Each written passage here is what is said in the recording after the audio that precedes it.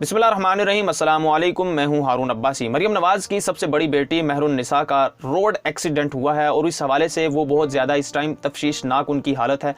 अस्पताल में वो एडमिट है और उनकी सर्जरी के बाद जो अब तक सूरत हाल है वो ये है कि उनकी हालत जो है वो ख़तरे से बाहर बताई जा रही है। इस खबर के फैलते ही पूरी कौम रंजीदा हुई, नेक ख्वाहिशात का इजहार किया। मुझसे पूछें अगर आप तो मेरी भी ज़ाती तौर पर बहुत ज़्यादा मुझे दुख हुआ, तकलीफ़ हुई।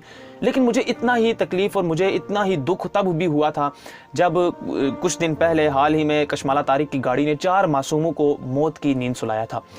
यहाँ पर बात करने का मकसद ये है कि मैं आपको उस मीडिया का एजेंडा सामने लाना चाहता हूँ और ख़ास तौर पर उन लोगों को मैं एक्सपोज करना चाहता हूँ कि वो किस तरह खबरें फैलाते हैं और अपने एजेंडे के मुताबिक काम करते हैं। यहाँ पर ही कुछ दिन पहले 4 लोगों को मौत की नींद सुला दिया गया। कशमाला तारिक की जो है वो अपने नशे में जो है ताकत के नशे में धुत उन्होंने 4 लोगों को कुचल डाला। वो 4 लोग जो हैं इस दुनिया से रुखसत हो गए और एक उनमें ऐसा है जो इस टाइम जो है ज़िंदगी और मौत की कशमकश में खेल रहा है।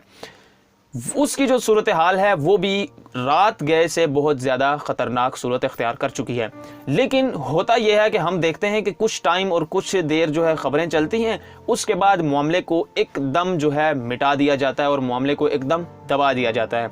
लेकिन फिर आज जो खबर सामने आई कि मरियम नवाज़ की बेटी का जो एक्सीडेंट हुआ है और उनकी हालत जो है तफ्शीशनाक बताई जा रही थी, लेकिन अब जो सूरत हाल है, करंट जो सिचुएशन है वो काफ़ी ज़्यादा बेहतर है और वो सर्वाइव कर गई है। अल्लाह ताला से दुआ है अल्लाह ताला उनको सेहत दे, हम उनके लिए नेक ख्वाहिश का इंतज़ार करते हैं। लेकिन यहाँ पर एक्सपोज करने का मतलब ये है कि उन लोगों का चेहरा आपके सामने लाया जाए कि एक आम इंसान के हवाले से वो अपनी जान की बाजी हार जाएं, किसी की हवस का निशाना बन के और किसी की जुनूनियत की वो भींट चढ़ जाएं। लेकिन हमारे यहाँ खबरें नहीं बनती, हमारे यहाँ उनके लिए आवाज़ उठाने वाला कोई नहीं है और उनके लिए बात करने का किसी का एजेंडा ही नहीं है। कोई आम इंसान के बारे में बात करना अपनी तौहीन समझता है शायद।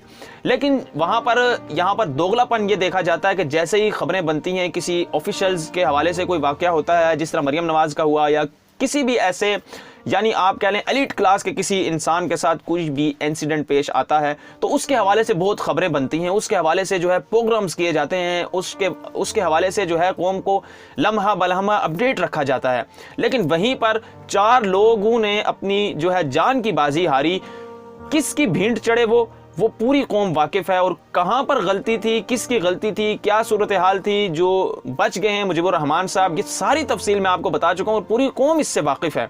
लेकिन सवाल ये पैदा होता है कि हमें खबरें देने वाले और हमें बाखबर रखने का दावा रखने वाले वो कहाँ पर हैं। इस हवाले से उन्होंने अब तक की हमें क्या तफसीलात दी हैं, इस केस के हवाले से समाअत हुई नहीं हुई, कब होनी है, कैसे होनी है, ये कहाँ है सारी तफसीलात।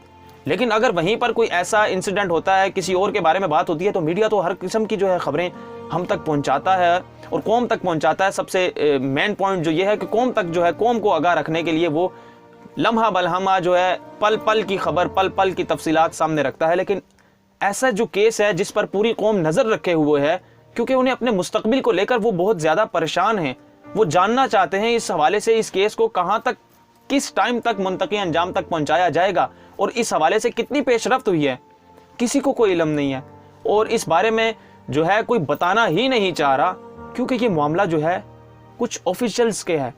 कशमाला तारिक ने जिस तरह इस सारे मामले को खामोश करवाया और जिस तरह उन्होंने बड़े बड़े लोगों से रब्ता करके इस मामले को दबाने की कोशिश की और 22 घंटे के अंदर अपने बेटे की जमानत करवाकर मुबैना तौर पर उसको मुल्क से भगा दिया है। अब इन तमाम सवालों का जवाब कौन देगा।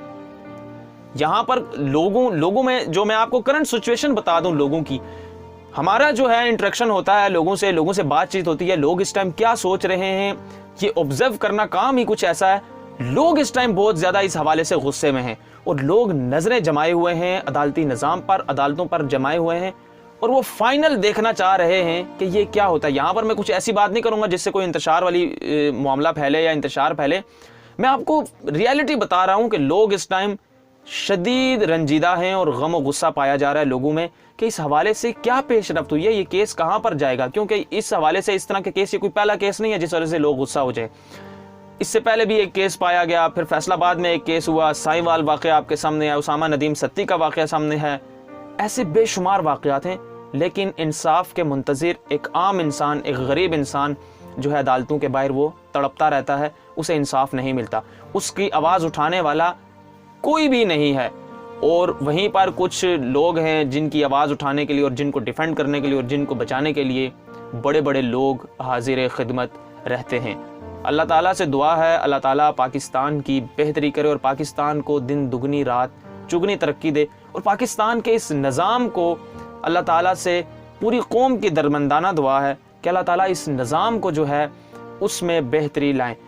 इमरान खान साहब के हवाले से पूरी कौम की जो है उम्मीदें हैं और एक उम्मीद की जा रही है। मैं आपको नेक्स्ट वीडियो में तफसील से बताऊंगा कि ये जो निज़ाम है ये इमरान खान को क्यों नहीं चलने दे रहा, और इस निज़ाम में आज से 70 साल 50 साल बाद भी क्या होगा, कैसे होगा, क्यों होगा और यहीं कैसे रहेगा, वो मैं आपको तफसील से बताऊंगा। मैंने काफ़ी तफसीलात जमा कर ली हैं और एक पूरा बैकग्राउंड तैयार किया है, वो मैं आपको नेक्स्ट वीडियो में बताऊंगा तफसील से। इसी के साथ मुझे इजाज़त दीजिएगा। अल्लाह ताला से दुआ है, अल्लाह ताला हम सबका हामी और नासिर हो। मुझे अपनी दुआओं में याद रखिएगा। चैनल पर नए हैं तो चैनल को सब्सक्राइब कर लें ताकि इसी तरह मुकम्मल ईमानदारी के साथ एक्सक्लूसिव डिटेल और रिसर्च बेस्ड कंटेंट में आपकी खिदमत में पेश कर सकूं। अल्लाह हाफिज़।